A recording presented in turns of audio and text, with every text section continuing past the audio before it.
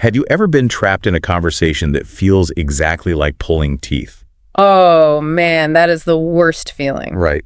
Where your mind just goes completely blank and the silence becomes so incredibly awkward, you literally just want to disappear into the floor. It is agonizing. And if you are learning a second language, that feeling is magnified by 100. Exactly. Yeah. Well, within this deep dive, you are going to learn exactly why that happens. And we are going to give you 3 game-changing psychological strategies to fix it, plus 10 advanced B2 and C1 vocabulary words to make you sound incredibly natural. It is going to completely change how you approach speaking. It really is. So welcome to English Learning Podcast for daily life, real conversation, and easy listening practice. We are so glad you are here with us. And, we are talking directly to you today, you, the ambitious English learner. Yeah, the person who has all the vocabulary locked in their head, but just freezes up when it is actually time to speak. Exactly. We know how frustrating that is. But today, we are going to help you overcome that intense fear of judgment. You are finally going to unlock your true speaking potential. Absolutely, because we are going on a massive mission today. We are going to completely dissect the anatomy of a dying conversation and figure out how to keep that fire of dialogue burning. And we really need to start by asking a core question. Why do we suddenly become these stiff, unthinking robots when we talk to strangers? Okay, let's unpack this, because I actually call this the one-word answer phenomenon. Oh, I know exactly what you're going to say. Yeah, and I experienced it firsthand at a networking event just last week. So I met this engineer, and I went up to him and used the most standard opening question possible. I just said, what do you do? Right, which is a total softball question. It gives them so much room to talk. Exactly. But he just looks at me and goes, I'm an engineer. And then nothing. Just dead silence. Wow. He gave you absolutely zero to work with. 0. But, I am persistent. I figured he just needed warming up. So I asked, what kind of projects do you work on? Hey, a great follow-up. You are digging for details. Right. And I am expecting him to tell me about, bridges or software. But he just shrugs and says, just normal stuff. Ouch. Normal stuff. That is basically slamming the conversational door in your face. It was painful. But I tried one last time. I asked, how did you get into the field? And he just mumbled, just like computers. Oh, no. That is brutal. It was like talking to an auto reply bot. It felt like trying to keep a balloon in the air. I am batting it up, sweating, running around, and he is just letting it fall straight to the floor. That is such a good analogy, because a good conversation is really like a campfire. Ooh, I like that. Explain the campfire thing. Well, think about a physical fire. It needs logs from both sides to keep burning, right? If you are throwing in all the wood, asking questions, sharing stories, and the other person is just staring at the flames, the fire dies. Yeah, it just goes out. Yeah. And you are left standing there freezing. Exactly. But before we get into the psychology of why people do this, I think we have a quick reminder for everyone. Oh, yes. If you are enjoying this deep dive so far, make sure to like, share, and subscribe. And if you want to read an article about English, go in the description box there. I have provided a link. If you will subscribe once, you will receive a free article in your email for free every time. Definitely go check that out. It is super helpful. Okay, so let's get back to the autopsy. What is the first root cause of this conversational death? The first root cause is what psychologists call the filtering effect. The filtering effect. Okay, what does that actually mean in practice? Well, it is believed by behavioral experts that people, especially those speaking a second language, have this incredibly strict mental security checkpoint in their brains. Right, like a little guard checking every single word. Yes, they overanalyze everything to make sure it isn't boring or grammatically wrong before they even open their mouths. Which brings us to our first B2C1 vocabulary word, self-conscious. Self-conscious, that is a huge one. It is. Being self-conscious means you are overly aware of how others perceive you. You are constantly judging yourself through someone else's eyes. Let me give an example sentence for that. She felt extremely self-conscious about her accent when she gave the presentation, even though everyone understood her perfectly. That is a perfect example. And the danger of being self-conscious is that it creates our second vocabulary word, a bottleneck. Oh, I use that word all the time. A bottleneck is basically a blockage that slows down a whole system, right? Like traffic on a highway when lanes merge. Exactly. Here's an example sentence. The lack of available computer chips created a huge bottleneck in the manufacturing process. So how does a bottleneck apply to our brains in a conversation? Well, think of your brain like a smartphone. If you have social anxiety, it is like having way too many heavy apps open at the same time. Oh, I see where you're going with this. You have the, am I pronouncing this right, app running? You have the do they like me app running. Your brain's RAM gets completely maxed out and the whole system just crashes. And when a phone crashes, it just freezes. It becomes totally unresponsive. Precisely. Which leads to our next two vocabulary words describing this exact physical state. The first is rigid. Rigid, meaning stiff or not flexible. Right. For example, the school had a very rigid dress code that did not allow any casual clothing.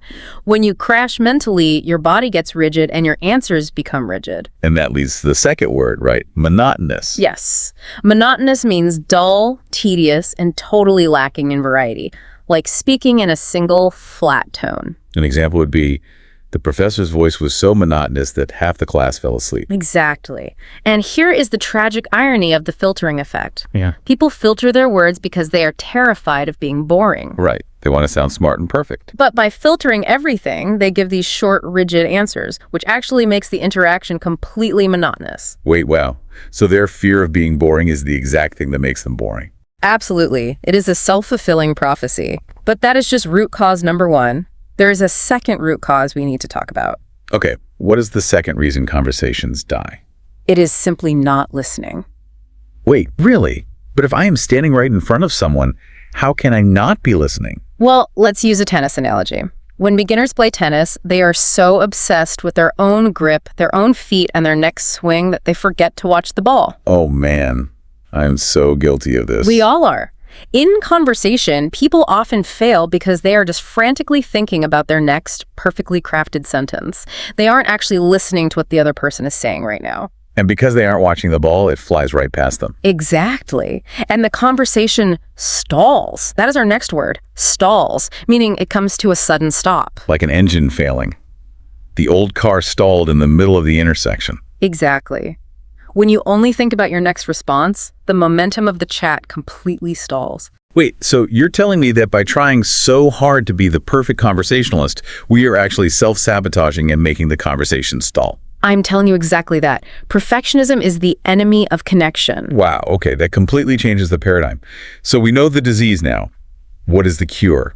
Let's move into strategy 1. Let's do it. Strategy 1 is all about removing the filter. And I have a great miniature hook for this. What do 5-year-olds know about conversation that you as an adult have completely forgotten? That is such a good question. Think about interacting with a little kid. They never sit there and wonder, is this sentence going to make me look cool? Never. They just run up and yell, "I like dinosaurs." You just speak. Exactly. And that brings us to an amazing C1 word. Spontaneity. Spontaneity is the quality of acting naturally without overthinking or planning. An example would be that the best part of our vacation was the complete spontaneity. We just drove without a map. Children have massive spontaneity. As adults, especially language learners, we need to dial our strict filters back to find that childlike flow. But how? Because the fear of judgment is so real. When I speak a foreign language, I literally feel like everyone is waiting for me to make a mistake so they can laugh at me. That is so common. But here's the reality check. Most people are not judging you. They are way too busy worrying about themselves. Really? You don't think they were obsessing over my bad grammar? Not at all. Psychologists call this the spotlight effect. We all think there's a giant spotlight on us, highlighting our mistakes. But the person you are talking to is just worrying if they have food in their teeth, or if they sound boring. That is actually so relieving, to know that everyone is too self-absorbed to judge my English. Exactly. So to practically bypass this filter, you can use bridge phrases. Bridge phrases. Give me an example of how to use one in daily life. If someone says something, and your brain is frozen trying to build the perfect grammar, just immediately start talking by saying, "I was just thinking about that," or "That reminds me of." Oh, I love that. Reminds me of. Yeah. It buys you like 3 full seconds to figure out what you're actually going to say. Precisely. You just start the engine and trust that the car will move forward. Okay, I had a solo exercise for the listener to practice this. Sometime today, when you are alone in your room, set a timer for exactly 30 seconds. And try speaking completely out loud in English without pausing for a single second. Even if you were just naming objects in the room, right? Like, there is a blue chair and the window is open. Yes. If you speak nonsense, that is fine. You are training your brain to let the words flow without the security guard checking their passports first. That is a brilliant exercise for building spontaneous muscle memory. Which brings us perfectly to our interactive roleplay segment. Let's test your new unfiltered mindset right now with a completely pressure-free exercise. Yes, because hesitation is the ultimate enemy of fluency. We want you, the listener, to physically speak out loud with us right now. Don't worry about being judged. Just focus on the rhythm. Exactly. We're going to do a weather small talk roleplay. It is a classic super low pressure scenario. Nobody debates the weather. Right, it is just for building social harmony. I am going to say a line, and then we will pause. I want you, the listener, to repeat the phrase out loud. Practice your natural intonation. Don't be rigid. Here we go. Imagine we are waiting for a bus in the rain. Set the scene. I look at you and say, man, can you believe how unpredictable the weather's been lately? Now it's your turn. Repeat after me. I know, right? It's crazy. I didn't even bring my umbrella. Pause. Awesome. Now I reply to you, oh no, that is the worst. I heard it's supposed to clear up by the weekend, though. Your turn again. Let's use a bridge phrase. Repeat after me. I was just thinking about that. I really hope we get some sun. Pause. Great job using that bridge phrase. Now I say, me too. Do you have any fun plans if it stays nice? Let's practice spontaneity. Repeat after me. Not really, probably just relaxing. But that reminds me, I need to get outside more. Pause. Perfect pivot. And here's the exit. Well, fingers crossed. Have a good one. Final reply. Repeat after me. Fingers crossed. Stay dry. Brilliant. If you actually spoke out loud just now, you are building that vital muscle memory. Absolutely. You are proving to your brain that you can talk without crashing. Okay, let's move into strategy 2. And this is my favorite hook. Let's hear it. What if I told you that making mistakes actually makes people like you more, Aki? It sounds totally crazy, especially for English learners who spend hours trying to be flawless. But this is based on a real psychological principle. Right. Tell us about this principle. It is called the pratfall effect. It is believed by behavioral scientists, like the famous Elliot Aronson, that small mistakes make you vastly more likable. Wait, so if I drop my pen or mess up a word, people like me better. Why? Because perfection is intimidating. When you are too polished, you feel robotic. But when you make a small mistake, you suddenly become authentic and relatable. Those are our next 2 words. Authentic and relatable. Okay. Authentic means genuine, real, not fake. Right. An example sentence. We found a little restaurant that served truly authentic Italian food, just like in Rome. And relatable means easy to connect with, usually because you share common flaws or experiences. Exactly. Like, the main character in the movie was so relatable because she was awkward at parties, just like me.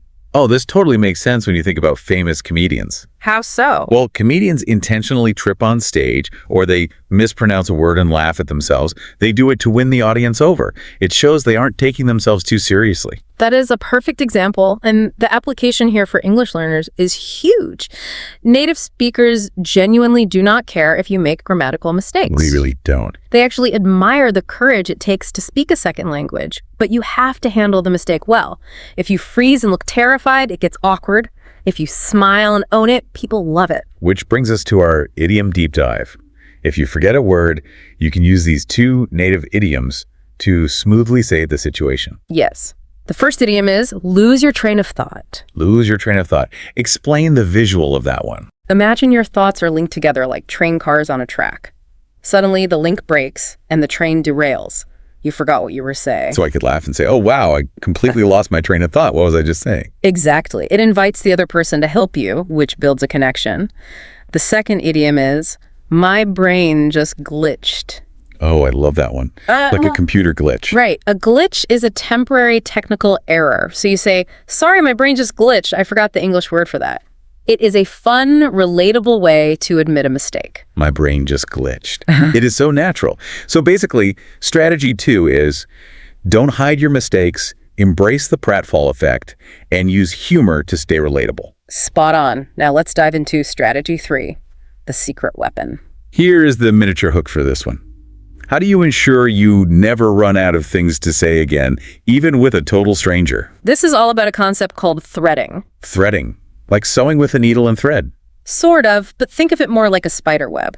Every sentence someone says has multiple threads attached to it. Okay, I am picturing a web. Threading is the skill of finding those little threads of information and pulling them to expand the conversation. And to do this well, we need our last two vocabulary words, mutual and intuitive. Yes.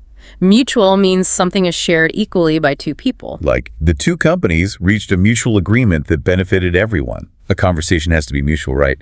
Both people have to pull threads. Exactly. And the second word is intuitive, meaning you understand something naturally without having to think hard about it. An example is, the new phone software was so intuitive that I figured it out without reading the manual. Right. And with practice, threading becomes completely intuitive. You won't even have to think about it. Okay, let's do a deep dive example so people can really understand this. Yeah. Let's pretend I'm at a party and someone says to me, I went to Italy last summer. Okay, first, give me the dead end response, the one-word answer phenomenon. I just look at them and say, oh, cool. And then I look at my phone. Boom. The fire is dead. The balloon hits the floor. So how do I thread that sentence instead? I went to Italy last summer. There are three great threads you can pull from that one sentence. The first is the experience thread. Experience thread. How does that sound? You ask them about the feeling of the trip. Oh, wow, what was your absolute favorite part of the trip? You aren't just asking for facts, you're asking for an experience. That is great, because they can't answer with one word. They have to tell a story. Exactly. The second is the food thread. Everyone loves talking about food. You could say, I love Italian food. Did you try anything new over there? Oh, that is such an easy win. People will talk for 20 minutes about pizza. Exactly. And the third is the curiosity thread. You put them in the expert role. I've always wanted to go. What was the most surprising thing about it? What was the most surprising thing? I'm definitely stealing that phrase. It forces them to give a really thoughtful answer. But wait, here is where it gets really interesting. Yes, I actually have some pushback on this, because if I just keep pulling threads, asking question after question after question, doesn't this turn into an interrogation? That is a very valid concern. Right. The other person is going to feel like they are on trial under a hot lamp. Where did you go? What did you eat? What surprised you? Yes. Threading is not rapid-fire interviewing. If you just ask questions without offering any information about yourself, it gets weird. You have to balance it with genuine curiosity and sharing your own stories. Give me an example of how to balance it. Okay, I was at a party, and someone mentioned they just started learning to play the guitar. Okay, the dead-end response is, cool, guitars are hard. Right.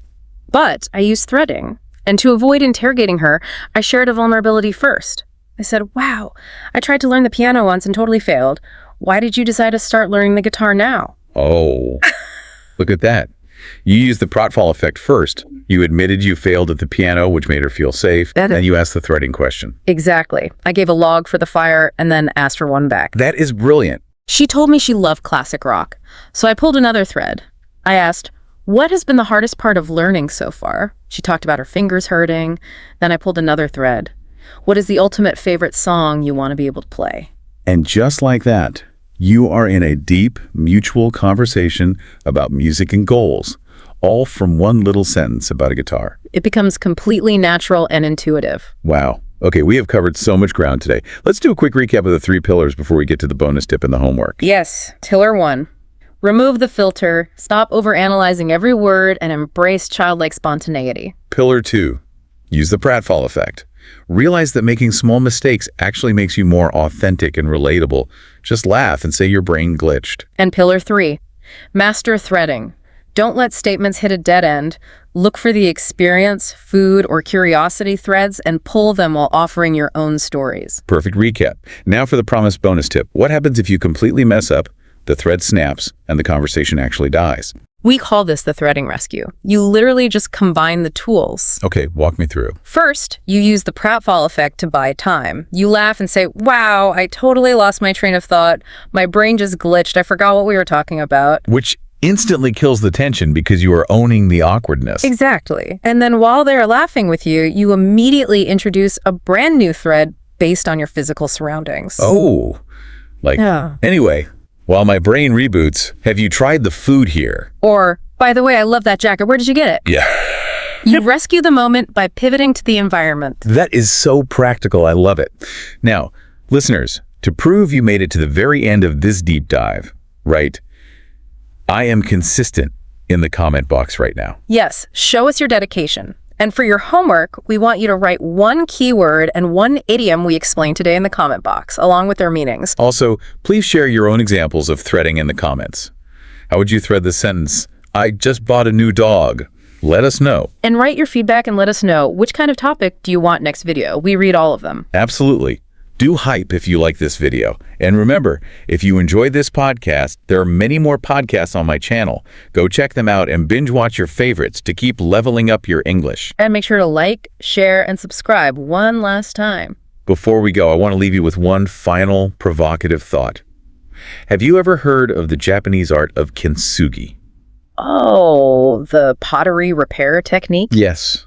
When a valuable bowl breaks, they don't throw it away, and they don't try to hide the cracks with invisible glue. They repair the broken seams with gold. Which highlights the cracks instead of hiding them. Exactly. Yeah. The philosophy is that the breakage and the repair make the bowl infinitely more beautiful and unique. That is a stunning analogy for language learning. It is. Stop being terrified of showing the cracks in your grammar. Stop trying to present a flawless, robotic, unbreakable bowl to the world. Your struggles, your vulnerability, and your courage to speak English are the gold that makes you deeply human. Your conversational imperfections are exactly why people want to connect with you. Let that sink in. Stop hiding your cracks and start painting them with gold. Until next time, keep speaking, keep making those beautiful mistakes, and keep diving deep.